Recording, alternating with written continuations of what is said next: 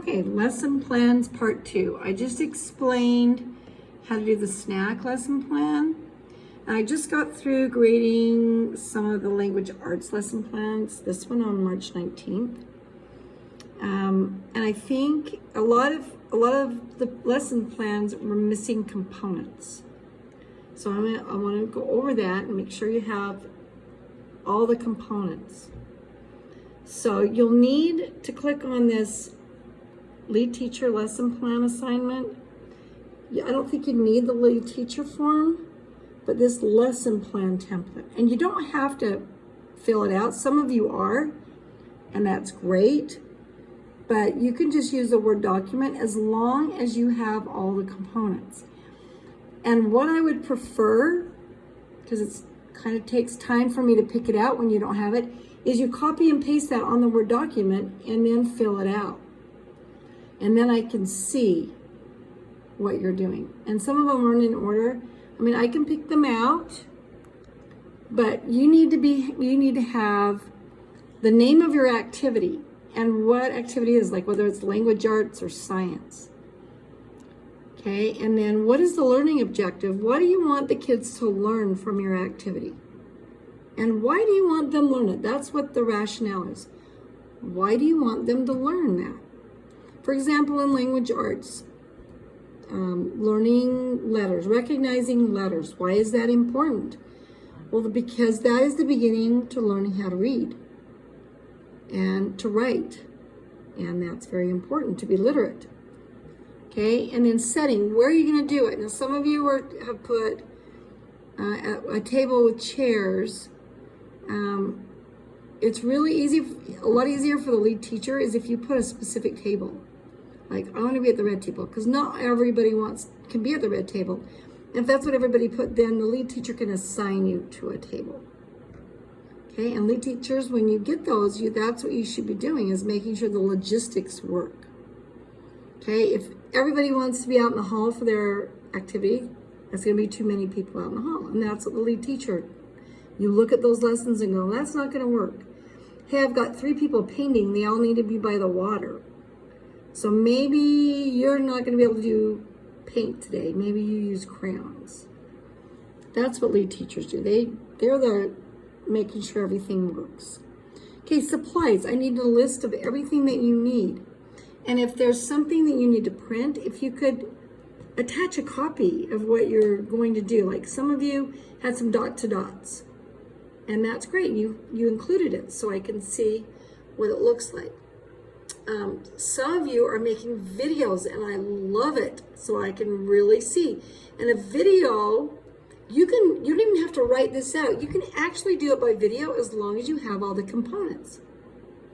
So you can say, hey, I'm going to, I think one of the videos I just saw was match uppercase to lowercase letters. And she had a brother that was not preschool age, but still the same. She showed me how she would teach it. And as long as you tell me why you're going to teach that, what the rationale is, I'm doing it at this table, sitting at a table, or I'm going to do it on the carpet, and then show me what you need. It would have been nice if I could have seen. All I saw was him doing it, and I knew what he was doing, but it'd be nice for me to see them, or have a copy of them for somebody else to do it so they could cut them out. And then describe how you do it. Now I could see it from what they were doing. And then the last thing that most people are leaving out is, how are you going to modify or adapt your plan for different learning styles or different abilities? For example, on the letter match, okay, some children get out the letters really quickly and some don't. So how would you adjust for that? And one might be, maybe a child's not recognizing letters. So maybe you would get one supportive teacher to take that child separately out and help them work on recognizing letters versus matching letters. Okay, you might have a child that maybe they wear glasses and that day they forgot their glasses and they can't see them very well.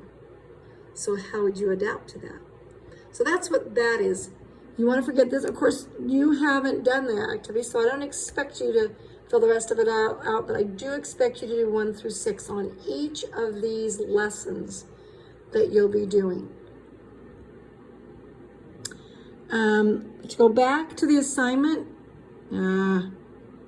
so language arts is the only one that I have graded yet.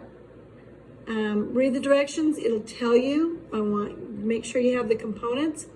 And then in every lesson plan, it'll tell you, it'll have some links of lesson plans that you can go to. And their ideas, you can tweak them, you can use them, but I just want you to identify each of those areas and fill that in. Pictures are great, so we can actually see it. What I'd like to do is have these for next year as lesson plans, so that if we do have a student that we don't have a lesson plan for, we need one, we can pull from this. So I'm actually planning on trying to use these. So the more detail, the better.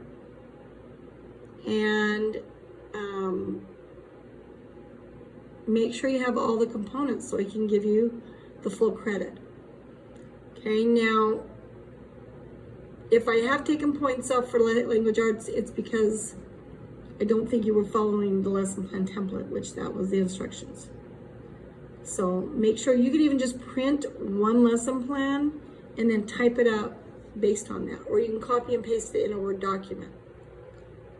Okay, I hope that makes sense. I hope that helps you, because we're going to be doing that in all those 12 areas of making lesson plans. And then we'll probably have time for a couple of more things before the end of the term. Okay, so if you have any other questions, email me, and I hope you enjoy your spring break.